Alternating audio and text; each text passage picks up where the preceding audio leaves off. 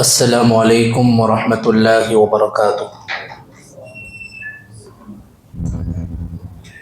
ان الحمد للہ نحمده ونستعینه ونستغفر ونعوذ باللہ من شرور انفسنا ومن سیئات اعمالنا من يهد الله فلا مضل له ومن يضلله فلا هادي له وأشهد أن لا إله إلا الله وحده لا شريك له وأشهد أن محمدا عبده ورسوله أما بعد أعوذ بالله من الشيطان الرجيم بسم الله الرحمن الرحيم يا أيها الذين آمنوا اتقوا الله حق تقاته ولا تموتن إلا وأنتم مسلمون يا أيها الناس اتقوا ربكم الذي خلقكم من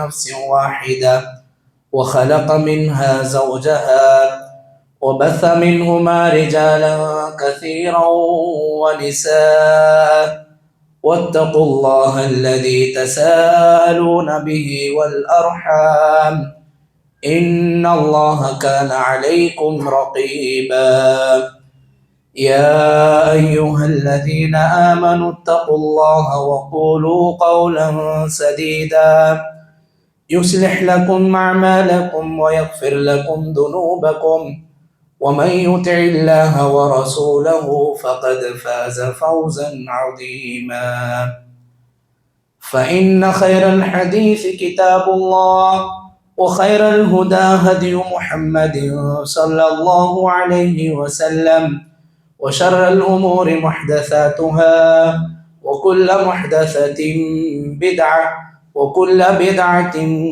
ضلالة وكل ضلالة في النار وقال تعالى بسم الله الرحمن الرحيم قل إن كنتم تحبون الله فاتبعوني يحببكم الله ويغفر لكم ذنوبكم والله غفور رحيم وقال النبي صلى الله عليه وسلم إن الله احتجب التوبة على كل صاحب بدعة وقال عبد الله بن مسعود رضي الله تعالى عنه اتبعوا ولا تبتدعوا فقد كفيتم۔ خطبہ مسنونہ کے بعد ہر قسم کی تعریف و توصیف، کبریائی و بڑائی، حمد و ثنا، عزت اور بزرگی اس اللہ رب العالمین کے لیے لائق و سزاوار ہے جو اللہ رب العالمین یہ ساری کائنات کا تنہا خالق ہے، مالک ہے، ہم سب کا رازق ہے۔ موت و حیات اسی کے ہاتھ میں ہے، نفع و نقصان اس کے ہاتھ میں ہے، شفا اور بیماری اس کے ہاتھ میں ہے۔ اسی اللہ رب العالمین کے لیے ہر قسم کی حمد و ثنا ہے جس نے ہم تمام کو مسلمان بنایا اور صحیح جماعت پر چلنے والا بنایا۔ بعدہ درود و سلام ہو تمام انبیاء اکرام پر، بالخصوص میرے اور آپ کے آخری و پیارے نبی جناب محمد رسول اللہ صلی اللہ علیہ وسلم پر۔ اللہم صلی وسلم علی نبینا محمد۔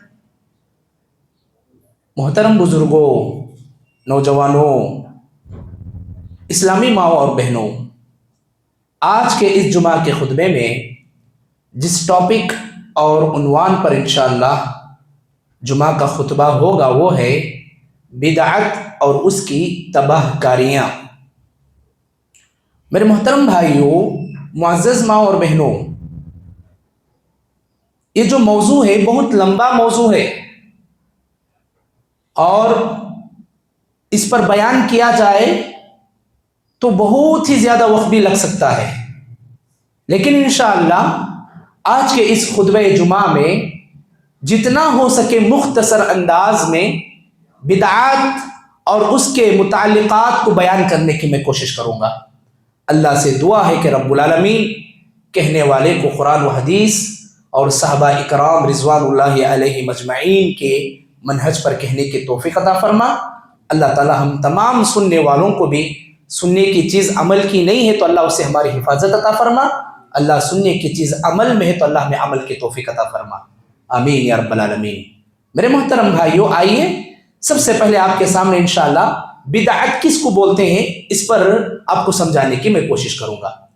تو سب سے پہلے دیکھیں، عربی زبان میں کسی بھی چیز کو معلوم کرنے سے پہلے اس کی لغوی تعریف کو ہم جاننا چاہیے۔ لغوی تعریف کا مطلب کہ اس ورڈ کا معنی کیا ہے۔ تو آئیے، بدعت کا معنی لسان العرب کے اندر امام ابن منظور رحمہ اللہ بہت بڑے لغوی عالم ہیں، انہوں نے اپنی کتاب کے اندر عربی ڈکشنری کے اندر بدعت کا معنی انہوں نے یوں لکھا ہے، الحدث مبتدی من الدین بعد الاکمال۔ بدعت کہتے ہیں دین مکمل ہو جانے کے بعد دین کے اندر کسی نئے کام کو ایجاد کرنا، نئے کام کو کریٹ کرنا، یہ بدعت کہلاتا ہے۔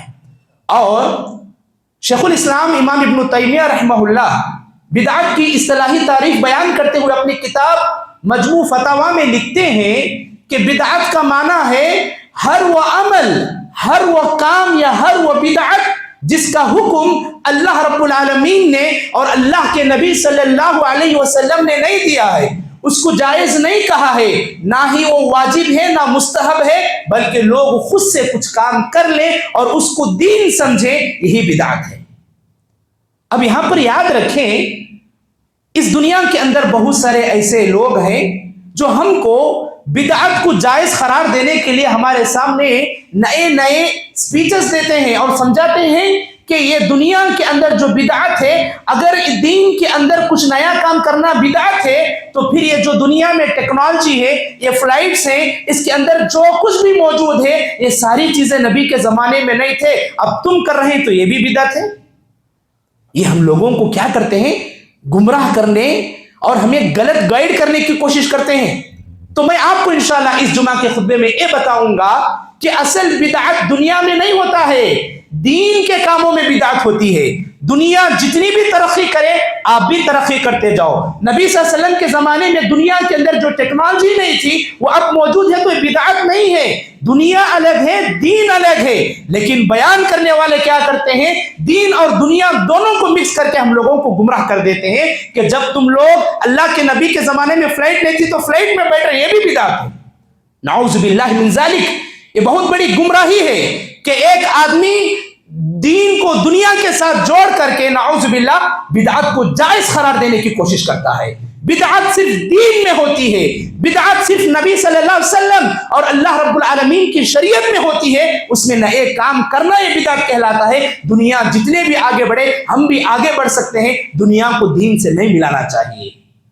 اب اس کے بعد ہم آگے بڑھیں گے کہ اگر کوئی آدمی بدعت کے بارے میں انشاءاللہ یہ 3 بنیادی باتوں کو سمجھ لے گا، یہ 3 باتوں کو انشاءاللہ معلوم کر لے گا، انشاءاللہ وہ بدعت سے بچ جائے گا، چاہے وہ چھوٹی بدعت ہو بڑی بدعت ہو۔ وہ کیا ہے؟ آئیے 3 کام انشاءاللہ سمجھنے کی کوشش کرتے ہیں۔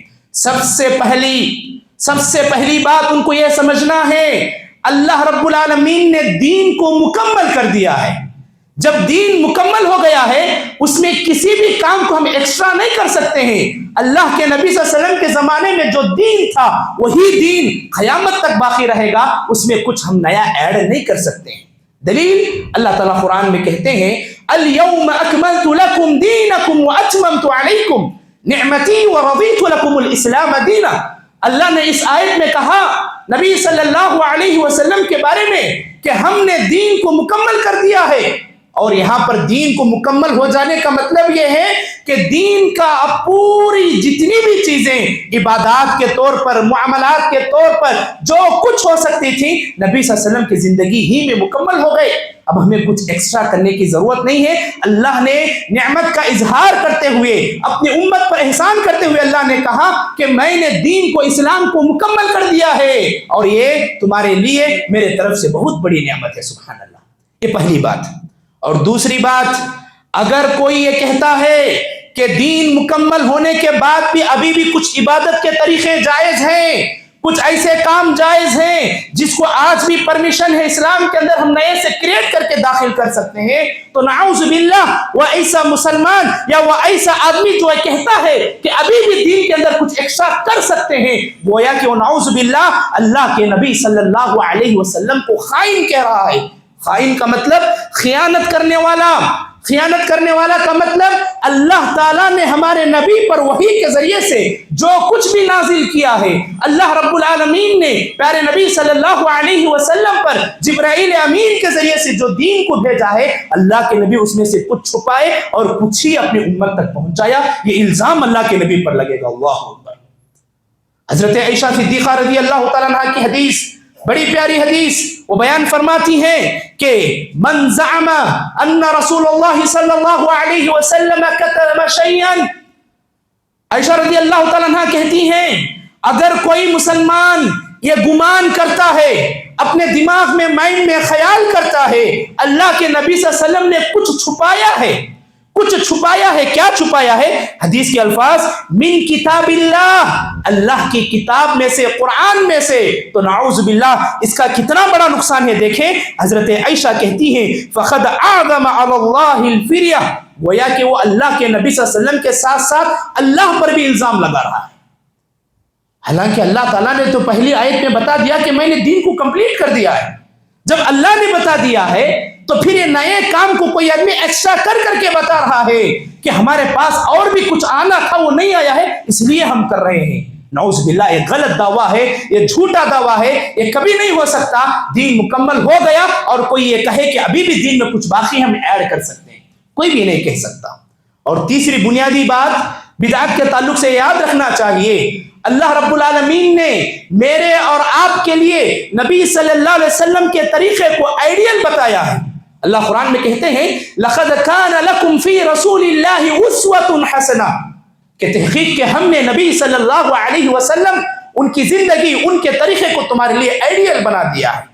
सुभान अल्लाह, जब अल्लाह ताला नबी के तरीके को हमारे लिए आइडियल बना रहा है तो फिर नबी के तरीके को छोड़कर हम कैसे बिदअत के काम कर सकते हैं, दीन के अंदर नए नए काम कैसे हम ईजाद कर सकते हैं।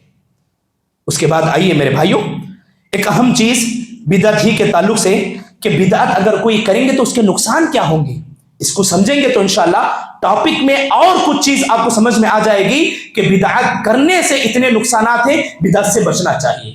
क्या है बिदअत के नुकसानात? आइए इंशाअल्लाह आज के जुमा के खुतबे में 7 बिदअत के नुकसानात में बताने की कोशिश करूंगा।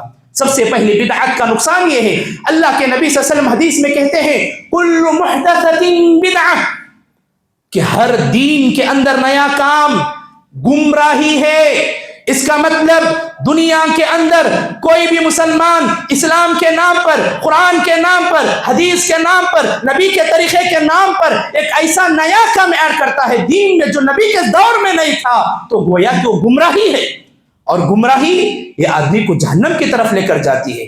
तो सबसे पहला बिदअत का नुकसान क्या होता है, आदमी जो तरीका नबी सल्लल्लाहु अलैहि वसल्लम ने बताया है उस तरीके को छोड़ करके गलत रास्ते पर चले जाता है। तो इसीलिए आदमी को क्या करना चाहिए, जो सही तरीका नबी सल्लल्लाहु अलैहि वसल्लम का है उसी पर चलना चाहिए, कभी बिदअत को नहीं करना चाहिए। बिदअत कोई करता भी है तो एक गुमराही है, गुमराही है। और उसके बाद आइए बिदअत का दूसरा नुकसान, जो बिदअत करता है गोया कि वो गुमराही के साथ साथ यही गुमराही उसे जहन्नम तक लेकर जाती है। उसकी भी दलील है, हर जुमा के खुतबे में पढ़ा जाता है, निकाह के खुतबे में पढ़ा जाता है। अगर आप गौर से सुनेंगे ना, उसके अंदर आपको एक जुमला मिलेगा फ़इन्ना खैरल हदीस किताबुल्लाह व खैरल हुदा हदी मुहम्मद सल्लल्लाहु अलैहि वसल्लम। उसके बाद क्या बताया जाता है, कुल्लु मुहदसतिन बिदअह व कुल्लु बिदअतिन दलालह व कुल्लु दलालतिन फिन्नार। तो देखें आदमी को ये बिदअत का तरीका गुमराही पर लेकर जाता है, गलत रास्ते पर लेकर जाने के साथ साथ वही गलत रास्ता आदमी को जहन्नम तक लेकर चले जाता है। ये दूसरा नुकसान है बिदअत का।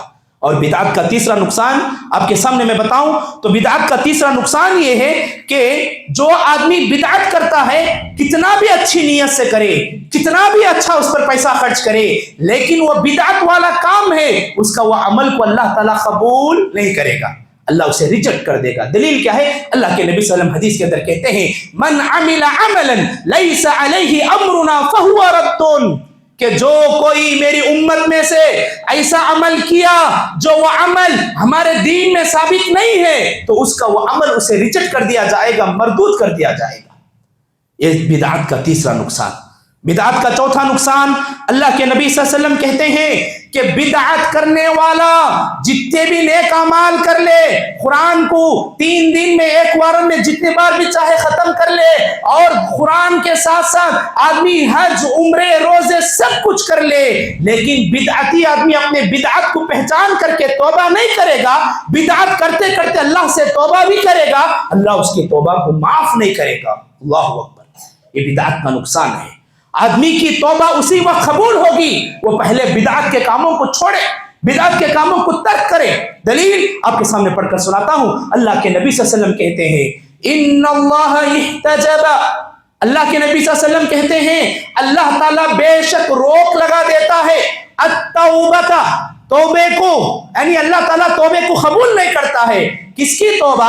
علی کل صاحب بدعہ، اللہ کے نبی کہتے ہیں ہر بدعت کرنے والے کے اللہ تعالیٰ توبے کو قبول نہیں کرتا ہے، روک دیتا ہے اس کی توبہ۔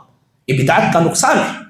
اس کے بعد آئیے بدعت کے نقصانوں میں سے ایک اور بڑا نقصان یہ ہے کہ جو بدعتی آدمی ہوتا ہے وہ دنیا میں جتنی بھی محنت کر لے اور جتنا بھی سب کچھ کر لے، لیکن جب وہ مر کر اللہ کے نبی صلی اللہ علیہ وسلم اور سارے لوگوں کے ساتھ حشر کے میدان میں کھڑا رہے گا، حوض کوثر کو قائم کیا جائے گا، اس وقت اس بدعتی آدمی کو اللہ کے نبی صلی اللہ علیہ وسلم کے پاس حوض کوثر کے پانی پینے سے روک دیا جائے گا، اللہ کے نبی سے دور کر دیا جائے گا۔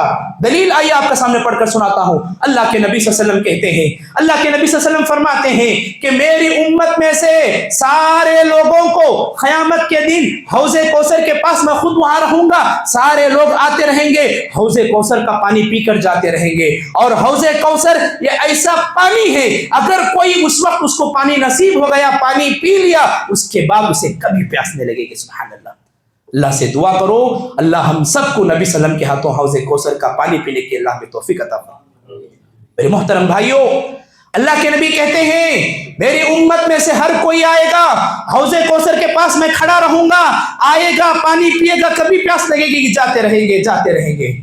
کچھ لوگ آئیں گے میری امت میں سے، لیکن فرشتے ان کو روک دیں گے، میں پہچان لوں گا کہ میری امت کے لوگ ہیں، میری امت بھی پہچانے گی ہمارے نبی ہیں، لیکن پھر بھی فرشتے بیچ میں روک ڈال دیں گے، آڑ لیں گے۔ آڑا کرنے کے بعد فرشتے اللہ کے نبی صلی اللہ علیہ وسلم سے کہنے سے پہلے اللہ کے نبی خود آگے بڑھ کر کہیں گے انہم منی، اے فرشتوں چھوڑو میری امت کے لوگ ہیں، میں ان کو پہچان رہا ہوں، بھیجو میرے پاس حوض کوثر کا پانی پینے کے لیے۔ فرشتے کیا کہیں گے؟ فیقال، فرشتوں کی جانب سے جواب آئے گا انک لا تدری، اللہ کے نبی آپ نہیں جانتے، یہ وہ لوگ ہیں تمہاری امت میں سے ہی ہیں، لیکن یہ وہ لوگ ہیں جو کیا کیے؟ ما بدلوا غیرک، کہ تمہارے بعد انہوں نے تمہارے طریقے کو چینج کر دیا اور انہوں نے من چاہا اسلام پر عمل کر کے دنیا سے آئے۔ اللہ کے نبی جیسے ہی فرشتوں کی زبان سے اس آنسر کو سنیں گے، اللہ کے نبی کہیں گے سحقن سحقن لمن غیر بعدی، کہ ان کو دور کر دو مجھ سے، مت دکھاؤ ان کے چہروں کو جو میرے دنیا سے چلے جانے کے بعد میرے دین کے اندر انہوں نے چینج کر دیا، جو چاہے وہ عمل کیا، قرآن و حدیث میرے عمل کا انہوں نے لحاظ نہیں کیا، احترام نہیں کیا، ان کے مرضی کے مطابق دین پر عمل کر کے آئے۔ اللہ کے نبی خود ہمیں دھتکار دیں گے جو بدعات کے کام دنیا میں کرتے ہیں۔ اس کے بعد میرے بھائیوں، ایک اور اہم نقصان بدعات کو کرنے سے مجھے اور آپ کو یہ بھی ہوگا کہ قیامت کے دن ہمارے جو چہرے فیس ہیں نا کالے پڑ جائیں گے، ہمارے چہرے ایسے کالے پڑ جائیں گے، ایسے کالے پڑ جائیں گے کہ ان کو دیکھ کر پہچان لگے کہ دنیا کے اندر بدعات کے کام کرنے والے تھے، اللہ کے نبی کے طریقے پر چلنے والے نہیں تھے۔ قرآن کی آیت میں آپ کے سامنے پڑھتا ہوں، اللہ قرآن میں کہتے ہیں یوم تبیض وجوہ وتسود وجوہ، کہ اس دن کچھ چہرے بڑے ہی برائٹ اور وائٹ اور بہت ہی روشن ہوں گے، اور کچھ چہرے قیامت کے دن بڑے کالے ہو جائیں گے۔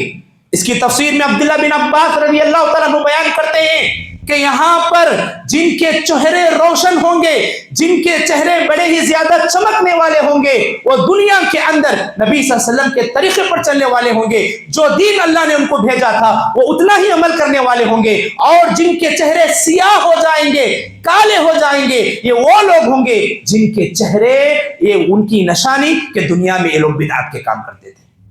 میرے محترم بھائیوں، آخری بات بدعت کے نقصانات میں سے، بدعت کا یہ اتنا بڑا نقصان ہے، اتنا بڑا نقصان ہے کہ بدعت کرنے والے پر اللہ کی لعنت ہوتی ہے، فرشتوں کی لعنت ہوتی ہے، دنیا کے اندر جتنے بھی لوگ ہوتے ہیں ان سارے لوگوں کی لعنت بدعت کے کام کرنے والوں پر ہوتی ہے۔ دلیل میں آپ کے سامنے پڑھ کر سناتا ہوں۔ اللہ کے نبی صلی اللہ علیہ وسلم کہتے ہیں المدینۃ حرم، المدینۃ حرم من عیر الی کذا، پھر اس کے بعد اللہ کے نبی صلی اللہ علیہ وسلم کہتے ہیں فمن احدث فیہا حدثا فعلیہ لعنت اللہ والملائکۃ والناس اجمعین۔ اس حدیث کا معنی یہ ہے، اللہ کے نبی صلی اللہ علیہ وسلم ایک چیز کی طرف اشارہ کرتے ہیں جو احد پہاڑ کے پیچھے بھی پہاڑ کی طرح ہے۔ اس کو حدیث میں کیا بتایا گیا ہے؟ عیر کا لفظ استعمال کیا گیا ہے۔ اللہ کے نبی کہتے ہیں اس پہاڑ کی طرف اشارہ کر کے، اس پہاڑ سے لے کر کے جہاں تک یہ دنیا باقی ہے وہاں تک جتنے بھی لوگ دنیا میں ہیں، یہ ساروں میں سے دنیا کے اندر بدعت کے کام کرنے والوں پر اللہ کی لعنت اترتی ہے، فرشتوں کی لعنت اترتی ہے، سارے دنیا کی لعنت اترتی ہے۔ یہ بدعت کے نقصانات ہیں میرے بھائیوں۔ اب آئیے میں آپ کے سامنے کچھ باتیں صحابہ اکرام کے زندگیوں سے نکال کر واقعات کی روشنی میں سمجھانے کی کوشش کروں گا کہ ہمارے صحابہ بدعات کو کس نگاہ سے دیکھتے تھے اور بدعات سے وہ کتنا ڈرتے تھے۔ حضرت ابو بکر صدیق رضی اللہ تعالیٰ عنہ کے بارے میں آتا ہے، ابو بکر صدیق رضی اللہ تعالیٰ عنہ خلیفہ بننے کے بعد ممبر پر کھڑے ہو کر کے انہوں نے ایک مرتبہ خطبے کے دوران کہا انا متبع ولا مبتدع۔ حضرت ابو بکر کہتے ہیں اللہ کے نبی اب اس دنیا میں نہیں ہیں، اللہ کے نبی کے بعد بھی میں نبی کے طریقے کو چلنے والا ہوں، کوئی نیا کام میں دنیا میں ایجاد کرنے والا نہیں ہوں۔ یعنی دین کے اندر اللہ کے نبی صلی اللہ علیہ وسلم کیا، یہ اللہ کے نبی صلی اللہ علیہ وسلم کے اتنے خاص دوست سبحان اللہ، ان کو حق نہیں ہے کہ دین کے اندر کوئی نیا کام ایجاد کرے، اور آج ہم میں سے کتنے ایسے لوگ ہیں جو دل میں وہ عمل کر رہے ہیں۔ اور اسی طریقے سے حذیفہ بن یمان رضی اللہ تعالیٰ عنہ کے ایک حدیث واقعہ ملتا ہے کہ وہ اپنے ایک بار تابعین کے دور میں بیٹھے ہوئے تھے، تابعین کے زمانے میں تابعین سے ایک مرتبہ مخاطب کر کے کہتے ہیں کہ اے اللہ کے نبی صلی اللہ علیہ وسلم کی امتیوں، صحابہ اکرام جو عمل کیے ہیں بس تم اتنا ہی عمل کرو، کچھ اپنے طرف سے زیادہ کرنے کی کوشش نہ کرو، یہ تمہیں گمراہی کی طرف لے کر جاتی ہے۔ اسی طریقے سے عبداللہ بن مسعود رضی اللہ تعالیٰ عنہ کے بارے میں ایک واقعہ آتا ہے، بڑا مشہور واقعہ۔ ابو موسیٰ اشعری یہ بڑے مشہور صحابی ہیں، کوفہ کے اندر ایک مرتبہ یہ مسجد کو گئے تو وہاں پر دیکھا اذان ہو چکی تھی، لوگ اذان کے انتظار کے بعد نماز کے لیے مسجد میں بیٹھے ہوئے تھے۔ ابو موسیٰ اشعری کیا دیکھتے ہیں، کچھ لوگ مسجد میں گروپ بنا کر بیٹھے ہوئے ہیں، گروپ بنا کر بیٹھے ہوئے ہیں، اور ساتھ میں کیا ہو رہا ہے، باہر سے چھوٹے چھوٹے کنکر بنڈے جسے ہم بولتے ہیں وہ لا کر اپنے پاس رکھے ہیں، ہر ایک کے پاس ایک ایک مٹھی کنکر ہے۔ ابو موسیٰ اشعری نے دیکھا کہ ایک آدمی ہر ایک کو کنکر بانٹ دیا ہے اور کہہ رہا ہے 100 بار لا الہ الا اللہ گنو، تو ہر کوئی پتھر لیتا ہے 100 بار اللہ لا الہ الا اللہ لا الہ الا اللہ پڑھ رہا ہے۔ 100 بار جب ہو گئے تو پھر دوبارہ کہتے ہیں سبحان اللہ کہو، الحمدللہ کہو۔ تو ابو موسیٰ نے دیکھا کہ ہم نے نبی کے زمانے میں ایسا کچھ کام نہیں کیا کہ مسجد میں بیٹھ کر کے گروپ بنا کر کے باہر سے بنڈے پتھر چن کر کے اس میں تسبیح گننے کا، یہ فوراً جاتے ہیں مسجد سے عبداللہ بن مسعود کو کہتے ہیں اے عبداللہ بن مسعود، آج میں نے مسجد کے اندر ایک نیا کام دیکھا جو ہم نبی کے زمانے میں نہیں کرتے تھے، گروپ میں بیٹھے ہوئے ہیں، کنکروں کو لے کر کے وہ تسبیح گن رہے ہیں، تحلیل پڑھ رہے ہیں، تکبیر کہہ رہے ہیں۔ عبداللہ بن مسعود فوراً مسجد کو آئے، آ کر کے جو گروپ میں بیٹھے ہوئے تھے ان کو دیکھ کر کے کہتے ہیں کہ اے اللہ کے نبی صلی اللہ علیہ وسلم کی امتیوں، تمہارے اوپر بہت ہی جلد مصیبت آنے والی ہے۔ یہ ہم کیا دیکھ رہے ہیں، اللہ کے نبی صلی اللہ علیہ وسلم اس دنیا سے انتقال ہوئے کچھ ہی دن ہوئے ہیں، اللہ کے نبی کے کپڑے ابھی میلے نہیں ہوئے ہیں، بوسیدہ نہیں ہوئے ہیں، اللہ کے نبی جس برتن میں کھانا کھاتے تھے وہ برتن ابھی تک نہیں ٹوٹے ہوئے ہیں، لیکن پھر بھی تم دین کے اندر نئے کام کرنا شروع کر دیے ہو۔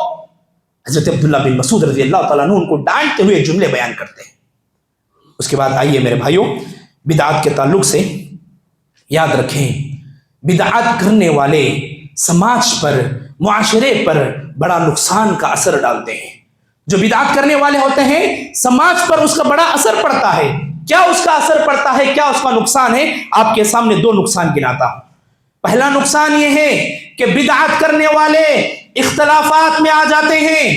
جو لوگ قرآن و حدیث اور صحابہ کے طریقے کی دعوت دیتے ہیں اور کچھ لوگ بدعات کی طرف بلاتے ہیں، تو ظاہر سے بات ہے دونوں کے درمیان دشمنیاں ہوں گی، اختلافات ہوں گے، لڑائیاں ہوں گی، جھگڑے ہوں گے، اور یہ امت اختلاف کی نظر ہو جائے گی۔ اس لیے آدمی اگر بدعات سے بچے گا، سارے لوگ قرآن و حدیث اور صحابہ کے طریقے پر جمع ہو جائیں گے، انشاءاللہ دنیا کے اندر اختلافات نہیں ہوں گے۔ یہ بدعات کا ایک ریزن ہے کہ سماج میں اختلافات زیادہ ہو جاتے ہیں۔ اور دوسرا نقصان کیا ہوتا ہے آپ کو معلوم ہے کہ اس کا دوسرا نقصان یہ ہوتا ہے کہ پھر لوگ فرقہ میں بٹ جاتے ہیں، فرقوں میں بٹ جاتے ہیں، اور مسلمانوں کی جو طاقت ہونا چاہیے وہ طاقت پھر ان کو نصیب نہیں ہوتی ہے۔ یہ بدعات کے نقصانات ہیں کہ جس کی وجہ سے ہمارے اندر خود اختلافات بھی آ گئے اور ہم فرقوں میں بٹ گئے۔ جو دین اللہ کے نبی صلی اللہ علیہ وسلم پر نازل ہوا تھا اس دین کو ہم نے چھوڑ دیا ہے۔ یہ بدعات کے نقصانات ہیں جو سماج پر پڑتے ہیں۔ سماج کے بعد کچھ نقصانات ہیں جو میرے اور آپ کے دین کے اوپر پڑتے ہیں۔ تو سماج کے ساتھ ساتھ دین کے اندر بدعات کرنے سے کیا نقصان ہوتے ہیں، وہ دو نقصانات آپ کے سامنے بتاتا ہوں۔ سب سے پہلا نقصان یہ ہوتا ہے کہ آدمی قرآن و حدیث سے دور ہو جاتا ہے۔ وہ جس کی بات کو سن کر بدعات کے کام کرتا ہے وہ اسی کے فیور میں چلے جاتا ہے، اور اس کے دل میں جو قرآن و حدیث کی محبت ہونا چاہیے وہ اس کا درجہ اپنے عالم کو، اپنے فرقے کے مفتی کو دے دیتا ہے۔ قرآن کی آیت اس کے سامنے لے کر جاؤ، حدیث اس کے سامنے لے کر جاؤ، وہ اس کا انکار کر دیتا ہے، ٹھکرا دیتا ہے، اور اس کے بارے میں کہہ دیتا ہے کہ ہمارے پاس یہ نہیں چلے گا۔ یہ کیا ہے؟ دین کے اندر نقصان ہے کہ ہم قرآن و حدیث سے دور ہو جائیں گے اگر بدعت کرنے والے اس سماج کے اندر موجود ہیں تو۔ اور دوسرا نقصان دین کے اندر کیا ہوتا ہے؟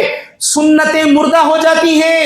نبی صلی اللہ علیہ وسلم کا جو طریقے کو ہم زندہ کرنا چاہیے وہ طریقے اللہ کے نبی صلی اللہ علیہ وسلم کے دنیا ہی میں دفن ہو جاتے ہیں۔ ہر جگہ پر بدعت ہمیں نظر آنے لگتی ہے۔ یہ دین میں بدعت کے نقصانات ہیں۔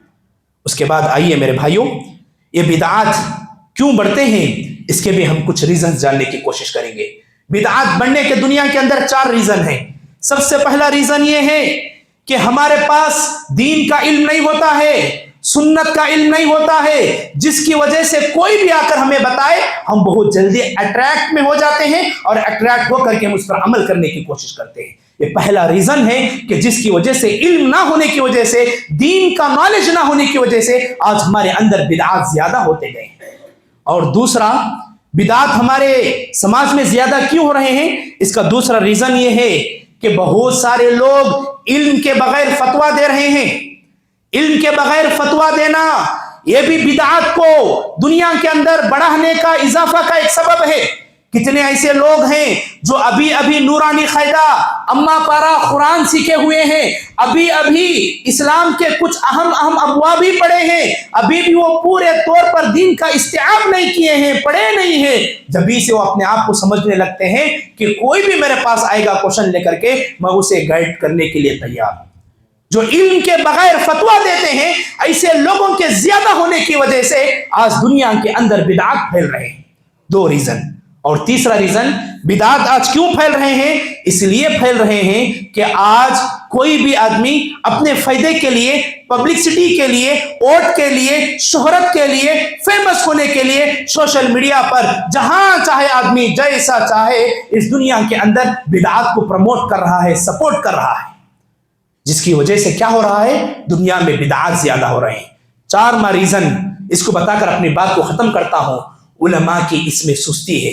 کون سے علماء؟ علماء حق نہیں، علماء ربانین نہیں، ایسے علماء جو اپنے رزق کی فکر میں، اپنے پیٹ کی فکر میں، اور لوگوں کے مال کے حصول کے لیے اور کسی بھی طریقے کا وہ سبب جس کی وجہ سے وہ اپنی آنکھوں کے سامنے بدعات کو ہوتا ہوا دیکھ کر کے بھی اپنی زبان کو خاموش کیے اور خود جا کر بدعات میں شامل ہو جاتے ہیں۔ ایسے علماء کی زیادتی کی وجہ سے آج بدعات زیادہ پھیل رہے ہیں۔ جہاں پر جس مسجد پر جن اجتماعوں میں حق قرآن و حدیث کو بتایا جاتا ہے، سنتوں کو زندہ ہونے کی تعلیم دی جاتی ہے، وہاں پر کبھی بدعتوں کو جگہ نہیں ہے۔ وہیں پر بدعتوں کو جگہ مل رہی ہے جہاں پر علماء دیکھ کر کے خاموش بھی ہیں اور اس کے بارے میں لوگوں کو نہیں بتا رہے ہیں۔ یہ 4 بڑے ریزنز ہیں جس کی وجہ سے آج دنیا کے اندر بدعتیں زیادہ ہو گئی ہیں۔ میرے بھائیوں، آپ کے سامنے کچھ بدعات کا میں ذکر کروں گا تاکہ معلوم ہو کہ بدعت ہمارے دور میں کیا کیا ہے۔ جیسے سب سے پہلے اگر میں بدعت کی بات کروں مہینہ کے حساب سے، آج ہمارے مسلمان ہمارے غیروں کا بھی دیکھ کر کے طریقہ ہر مہینے میں کچھ عید کچھ بدعتیں بنا لیے ہیں۔ ان کو دیکھ کر کے کچھ عید اور کچھ بدعتیں بنا لیے ہیں اور وہی چیزوں پر وہ بہت ہی زیادہ اہتمام کے ساتھ عمل کر رہے ہیں۔ محرم کی میں بات کروں تو محرم کے مہینے میں لوگ ماتم کے نام پر علاوہ کھودتے ہیں، کئی دنوں تک اس میں انگار جلاتے ہیں اور خود کو اس میں ڈال کر کے نقصان پہنچاتے ہیں، یا خود کے پیروں کا زخم اس میں لاتے ہیں، یا اس کے علاوہ لوگوں کی جان کے نکلنے کا وہ سبب بنتے ہیں، اور اس کے علاوہ کئی دنوں تک بلیڈ لے کر کے چینوں میں اپنے پیٹ پر جہاں چاہے وہ ماتم کے نام پر، نعوذ باللہ، جو کہ اللہ کے نبی صلی اللہ علیہ وسلم نے اور صحابہ کے زمانے میں کہیں یہ طریقہ موجود نہیں تھا، آج ماتم کر رہے ہیں۔ یہ کیا ہے؟ بدعت ہے۔ کسی بھی حدیث میں ثابت نہیں ہے کہ اللہ کے نبی نے ایسا کرنے کا حکم دیا ہو یا صحابہ نے کبھی محرم بنایا ہو۔ اور آج آپ دیکھیں کہ بہت سارے لوگ محرم کر رہے ہیں، محرم کو دیکھنے بھی جاتے ہیں، اور نعوذ باللہ ان کے اندر ایسے لوگ عورتیں سب مل جل کر کے ایسے کام کرتے ہیں جس کا دین میں کہیں بھی ثابت حصہ نہیں ہے۔ اور دوسری چیز، محرم کے بعد ہم بات کریں سفر کا مہینہ۔ سفر کے مہینے میں بہت سارے لوگ بدشگونی لیتے ہیں۔ بدشگونی کا مطلب جس کو تیلگو میں موڑ نمکال ہم بولتے ہیں کہ آدمی وہ کرنے سے، یہ کرنے سے، ایسا ہونے سے ایسا ہوتا ہے، آدمی کا عقیدہ کمزور ہوتا ہے، توکل علی اللہ نہیں ہوتا ہے، جس کی وجہ سے آدمی کیا کرتا ہے، اس مہینے کے اندر بہت ساری بدعتیں کرتا ہے۔ اور خاص کر کے محرم اور سفر کے مہینے میں مسلمان شادی کرنے سے بھی کوئی کرتا بھی ہے تو اسے روک دیتے ہیں۔ یہ مہینہ میں شادیاں کرنا نہیں بھائی، کہاں سے لائے ہیں بات؟ کہاں سے لائے ہیں؟ تمہاری بات جو تم زبان سے نکال رہے ہو، بغیر علم کے نکال رہے ہو، اس کا نقصان کتنا ہوتا ہے اگر تم معلوم کر لے گو، اپنی زبان پہ کبھی یہ بات نہیں نکالو گے۔ اور اسی طریقے سے ربیع الاول کی بات میں کروں، نبی صلی اللہ علیہ وسلم کی میلاد کے نام پر، نبی صلی اللہ علیہ وسلم کے برتھ ڈے کے نام پر آپ دیکھیں ہمارے مسلمان بھائی سڑکوں پر نکل رہے ہیں، ڈی جے وغیرہ کے ساتھ جا رہے ہیں، کوئی ناچ گانے کر رہا ہے، کوئی لا الہ الا اللہ کا کلمہ لکھا ہوا ہے۔ جیسے ہی ان کا پورا شو ہوا، وہ سارے جھنڈے روڈوں پر، جانوروں کے پیروں کے نیچے، ہمیں ہر جگہ پر یہ لا الہ الا اللہ کا کلمہ ہمیں دکھتا ہے۔ یہ بدعت ہے۔ اللہ کے نبی صلی اللہ علیہ وسلم کا برتھ ڈے منانا جائز نہیں ہے۔ اللہ کے نبی صلی اللہ علیہ وسلم نے نہ خود منایا ہے اور نہ ہی اللہ کے نبی صلی اللہ علیہ وسلم کے صحابہ میں سے کسی کو آپ نے حکم دیا ہے کہ برتھ ڈے منانا جائز ہے۔ اور آج ہمارے مسلمان بڑے جوش و خروش کے ساتھ کئی سم لاکھ کروڑ سے اوپر خرچ کر کے آج اپنی جو معیشت ہے اس کو برباد کر رہے ہیں۔ پھر اس کے بعد دیکھیں، آپ لوگوں کے سامنے میں بتاؤں، ربیع الاول کے بعد رجب کا مہینہ خاص کر کے کنڈوں کے نام پر، شب برات کے نام پر، مردوں کی عید کے نام پر، امام جعفر صادق کے نام پر، جو نعوذ باللہ جو طریقہ نبی صلی اللہ علیہ وسلم نے صحابہ نے نہیں بتایا ہے دین کے اندر، یہ ساری چیزیں ہم ایجاد کر کے ہم اپنے آپ کو سمجھ رہے ہیں کہ ہم دین کے اوپر عمل کر رہے ہیں، ثواب کی نیت سے کر رہے ہیں، جبکہ اس میں کچھ بھی ثواب نہیں ہے۔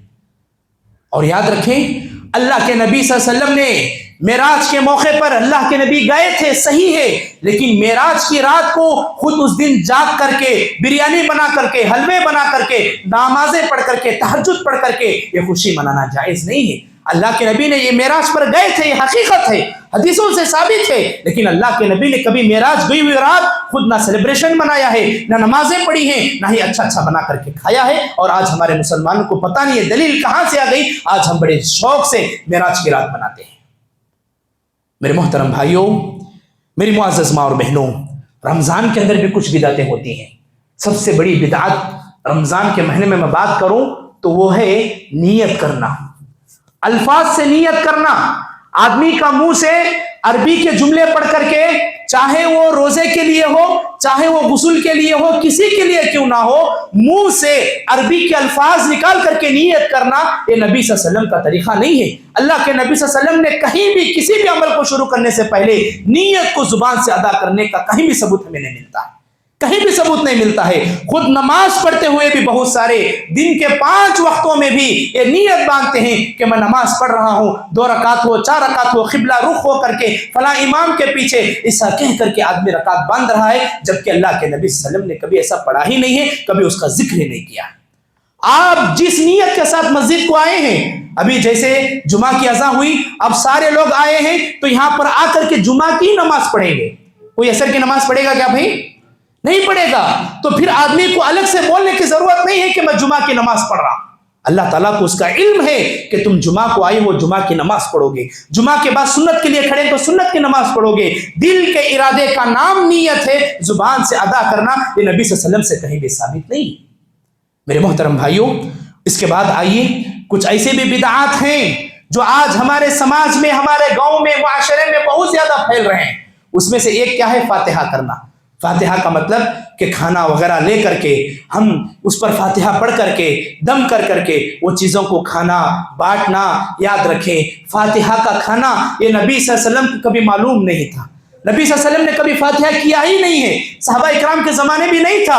और आदमी फातिहा क्यों करता है? सवाब की नीयत से करता है। और दीन के अंदर सवाब की नीयत से कोई भी नया काम करना यही बिदअत कहलाता है, यही बिदअत कहलाता है। फातिहा के अलावा कुछ ऐसे भी काम है, हमारे बच्चों को बर्थडे मनाना, खुद के बर्थडे मनाना, विशेष करना। कितने ऐसे हमारे साथी हैं, नौजवान हैं, कॉलेज वाले और इसी तरीके से यूनिवर्सिटी में पढ़ने वाले, अपने दोस्तों का उनको विशेष करते हैं, स्टेटस लगाते हैं। रात के 12 बजे के टाइम का वो लोग नोट करके उस वक्त जाग करके बाकायदा स्टेटस लगा करके फोटो रख करके विशेष देते हैं, जबकि आपको ना खुद का बर्थडे मनाना जायज है, ना हमारे बच्चों का, ना किसी का। आज हमारे माँ बाप बाकायदा बेकरियों को जाते हैं, केक बनाते हैं, लाते हैं, काटते हैं, घर में खुशियां मनाते हैं। बर्थडे भी इस्लाम में जायज नहीं है, बिदअत है। और इसी तरीके से याद रखें, बिदअत के ताल्लुक से घरों की ठंडक, घरों की ठंडक का मतलब आदमी नवा घर बनाया, अब नवे घर में जाना, आदमी क्या करता? पहले नवे घर में दूध को उबालना, खाना पकाकर पहले खिलाना। नहीं मेरे भाई, आप नए घर में जा रहे हैं, बहुत खुशी की बात है, आप चले जाइए, जा करके 8 दिन 10 दिन 1 महीना रह करके बाद में आप घर की खुशी में खिला सकते हैं। लेकिन जाने से पहले ये सब कंडीशंस करना, पाबंदी करना, ये कहीं साबित नहीं है। और आज हमारे मुसलमान भाई बड़े जोर और शोर से पूरे खानदान को जमा कर देते हैं। ये घरों की ठंडक भी इस्लाम में जायज नहीं है। और इसी तरीके से याद रखें, कब्रिस्तानों को जाने की जियारत, अगर हमारे घरों में से किसी का इंतकाल हो गया, करेक्ट से 3 दिन हम लोग पाबंदी से कब्रिस्तान को जाते हैं, सुबह की नमाज के बाद, मगरिब की नमाज से पहले या मगरिब की नमाज के बाद। ये 3 दिन जाने की जो कायद है ये इस्लाम में साबित नहीं है। अब जब याद आए आपके जहन में, आप कब्रिस्तान जा सकते हैं। बहुत सारे लोग जुम्मा के दिन नमाज पढ़ को जाते हैं, और बहुत सारे लोग ईद में, ईद उल अज़हा हो, ईद उल फितर हो, उस दिन भी जाकर के मुलाकात करके आते हैं। ये मुलाकात कुछ भी नहीं है। आप जब कब्रिस्तान को याद करें, जा सकते हैं, जियारत कर सकते हैं, इसलिए कि वहां पर जाने से हमें मौत की याद आती है। यही इस्लाम में हुक्म है। लेकिन जब जाना, अब आना, वैसा इस्लाम में कहीं भी कंडीशन नहीं है। उसके अलावा मेरे भाइयों, अल्लाह रब्बुल आलमीन ने यहाँ पर बहुत सारी चीज़ें कुरान मजीद के अंदर हमें पढ़ने से अल्लाह ताला ने उसी में वाज़ेह कर दिया है, हमारा दिल इंशाअल्लाह हिदायत के रास्ते पर आ जाएगा। लिहाजा कुरान मजीद को पढ़ें, समझें, नबी सल्लल्लाहु अलैहि वसल्लम की सुन्नतों को पढ़ें, समझें, दीन का नॉलेज हासिल करें, इंशाअल्लाह अल्लाह हमें बिदअत से बचाएगा। उसके बाद मेरे भाइयों, और 3 बिदअत हैं, उसको जल्दी से बताकर अपनी बात को मैं आगे बढ़ाकर ख़त्म करने की कोशिश करूँगा। एक है कि शादी होने के बाद बहुत सारे हमारे माँ बाप या हमारे घरों के मसूल बड़े लोग क्या करते हैं, 4 महीने के बाद बीवी को घर में रखने नहीं देते हैं, या माँ के घर को नहीं भेजते हैं। ऐसे बहुत सारी चीजें हमारे अंदर आ गए हैं जो कि इस्लाम में जायज नहीं है, कि इतने महीने रह करके अब उनको घर को नहीं भेज सकते, 4वें महीने में भेज सकते नहीं, 5वें महीने में भेज सकते नहीं, या उस वक्त भेजना, अब गए तो बाहर निकले तो ऐसा होता। ये इस्लाम में कहीं भी साबित नहीं है। ये भी बिदअत में से है, आदमी को इसका भी ख्याल नहीं रखना चाहिए। और इसके अलावा बिदअत में से एक अहम बिदअत ये भी है कि हम फर्ज नमाज के बाद दुआ जो करते हैं, बहुत सारी मस्जिदों में आप देखेंगे फर्ज नमाज होती ही दुआ के लिए हम हाथ उठा देते हैं और दुआ करते हैं तो पीछे लोग आमीन बोलते हैं। نبی صلی اللہ علیہ وسلم کبھی بھی اتنے نمازیں پڑھے ہیں، کسی بھی نماز کے اندر آپ نے ہاتھوں کو اٹھا کر کے آپ نے پڑھا ہو اور دعا کرتے ہو اور پیچھے کے لوگ آمین بولتے ہو، کہیں یہ ثابت ہی نہیں ہے، بلکہ لوگ اس کو ایسے ہی اپنے طور سے ایجاد کیے ہیں۔ یہ ساری بدعات ہیں، اور یاد رکھیں پہلے ہی میں نے بتا دیا تھا کہ بدعات یہ اتنا بڑا ٹاپک ہے، اتنا بڑا ٹاپک ہے، ایک جمعہ کے بیان میں اس کو کمپلیٹ نہیں کر سکتے ہیں، لیکن آخر کی ایک بات ہے کہ بدعات کو ہم کیسے پہچانیں، اس کو بتا کر میں اپنی بات کو ختم کرتا ہوں۔ انشاءاللہ غور سے سننے کی کوشش کریں۔ اس کے 6 طریقے ہیں، 6 طریقے اگر کوئی آدمی سیکھ لیا تو اسے آٹومیٹک سے معلوم ہو جائے گا کہ بدعت ہے۔ سب سے پہلا طریقہ سبب، کوئی بھی عمل ہم کر رہے ہیں تو وہ عمل وہ سبب اپنے شریعت کے موافق ہونا چاہیے۔ آپ کوئی بھی عمل کریں، کوئی بھی عمل اگر وہ ریزن شریعت سے میچ ہو رہا ہے تو پھر یقیناً آپ کر سکتے ہیں، اس میں ثواب ہے، لیکن اگر وہ سبب وہ ریزن شریعت کے موافق نہیں ہے تو پھر آپ وہ نہیں کر سکتے۔ ایگزامپل میں آپ کو دے کر سمجھاتا ہوں، جیسے جمعہ کے دوران میں نے بتایا کہ معراج کی رات کو تہجد کی نماز پڑھنا، اللہ کے نبی کا سنت ہے کہ آپ ہمیشہ تہجد پڑھتے تھے، آپ بھی پڑھ سکتے ہیں، میں بھی پڑھ سکتا ہوں، لیکن یہ پورے ایئر میں سے کوئی 2-3 راتوں کو خاص کر کے سبب کے ساتھ نماز پڑھنا یہ بدعت کہلاتا ہے۔ یہ پہلا ریزن ہے۔ آپ جو بھی کام کر رہے ہیں اس کا ریزن تلاش کریں، اگر وہ ریزن دین سے جڑ رہا ہے تو پھر سمجھو بدعت نہیں ہے، اگر دین سے میچ نہیں ہو رہا ہے تو بدعت ہے۔ جیسے یہ اللہ کے نبی صلی اللہ علیہ وسلم معراج کو گئے تھے، لیکن اللہ کے نبی نے اس رات کو آ کر اپنی امت کو نہیں کہا کہ تم قیامت تک کے لیے جو بھی میری امت میں سے آئیں گے اس دن کھانا پکانا، حلوے اور تہجد پڑھنا، ایسا اللہ کے نبی نے کہیں نہیں بتایا۔ یہ ریزن ہے فرسٹ، جس کے ذریعے ہم جان سکتے ہیں۔ اور دوسرا کیا ہے؟ جنس کا مطلب ہر وہ عمل جو جنس شریعت کے موافق ہونا چاہیے، اگر اس کے موافق نہیں ہے تو پھر ہم سمجھ جانا چاہیے کہ بدعت ہے۔ جیسے قربانی کرنا، قربانی میں اللہ تعالیٰ نے کیا کہا؟ 8 قسم کے جانور ہم قربانی میں دے سکتے ہیں، لیکن اگر کوئی آدمی ہرن کو میں قربانی میں دوں گا، کوئی آدمی یہ کہے کہ میں فلاں اور جانور کو لا کر قربانی میں دوں گا، یہ ساری چیزیں جائز نہیں ہوں گی، اس لیے کہ اللہ تعالیٰ نے جو بتایا ہے وہی ہمیں قربانی میں دینا چاہیے۔ یہ ایک اہم چیز ہے جس کے ذریعے سے ہم جان سکتے ہیں کہ بدعت ہے یا سنت ہے۔ تیسرا طریقہ ہم پہچاننے کا یہ ہے کہ مقدار، ہر عمل اپنے مقدار میں شریعت کے موافق ہونا چاہیے، جسے ہم بولتے ہیں کوانٹٹی۔ اللہ کے نبی صلی اللہ علیہ وسلم نے اگر وہ عمل بتایا ہے اور اتنا کرنا فکس ہے، آدمی اس میں اپنی طرف سے ایڈ کر کے نہیں کر سکتا ہے۔ جیسے میں بتاؤں کہ 5 وقت کی نمازیں دنیا میں ہر مسلمان پر دن میں 5 نمازیں فرض ہیں۔ اگر کوئی کہے کہ 6ویں بھی نماز ہے، ہم اس کو پڑھتے ہیں، تو 6ویں نماز اسلام کے اندر نہیں ہے، صرف 5 وقت اذانیں ہوتی ہیں، 5 وقت کی نمازیں ہیں، اس کو مقدار بولتے ہیں۔ اس کے بعد بدعت کو پہچاننے کا 4واں طریقہ کیفیت کا مطلب طریقہ، ہر وہ عمل جو اپنے کیفیت میں شریعت کے مطابق ہو وہی سنت ہے، اگر اس کے موافق نہیں ہے تو پھر وہ بدعت ہے۔ جیسے وضو ہے، اگر کوئی آدمی وضو میں پہلے میں پاؤں دھوتا ہوں، پہلے میں سر کا مسح کرتا ہوں، پہلے میں کونیاں دھوتا ہوں، بعد میں ناک میں پانی چڑھاتا ہوں، بعد میں کلی کرتا ہوں، بعد میں ہاتھ دھوتا ہوں، پھر لاسٹ میں بسم اللہ پڑھتا ہوں، ایسے وضو ہو سکتا ہے؟ نہیں ہو سکتا۔ کیوں؟ اس لیے کہ طریقہ اللہ کے نبی نے بتا دیا، اسی طریقے پر کرنا چاہیے۔ یہ بدعت کو پہچاننے کا طریقہ ہے کہ آدمی کیفیت میں طریقے میں آئے، اللہ کے نبی کے طریقے کو چھوڑ دیتا ہے۔ بدعت کو پہچاننے کا ایک 5واں طریقہ ہے وقت، اللہ کے نبی نے جو وقت میں جو کرنے کو کہا اس وقت میں وہی کرنا چاہیے، ورنہ وہ بدعت میں شمار ہوگا۔ جیسے حج کرنا، حج کب کرتے ہیں؟ حج کے مہینے میں کرتے ہیں، ذوالحجہ میں۔ اگر کوئی بولے میں آج حج کو جاتا ہوں، آج جا کر میں حج طواف کرا تو حج ہو جاتا، ہوتا نہیں ہوتا۔ کیوں؟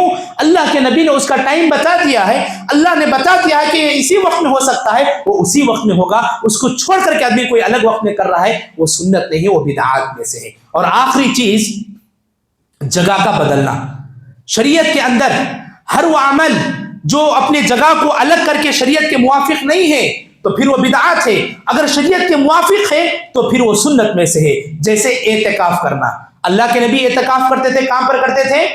مسجد میں کرتے تھے۔ اگر کوئی کہے نہیں میں گھر میں اعتکاف کرتا ہوں، میں جہاں پر بیپار کرتا ہوں، جہاں پر میں جاب کرتا ہوں وہاں اعتکاف کرتا ہوں، اس کا اعتکاف بھی نہیں ہوتا، الٹا اسے گناہ ملتا۔ تو معلوم کیا ہوا؟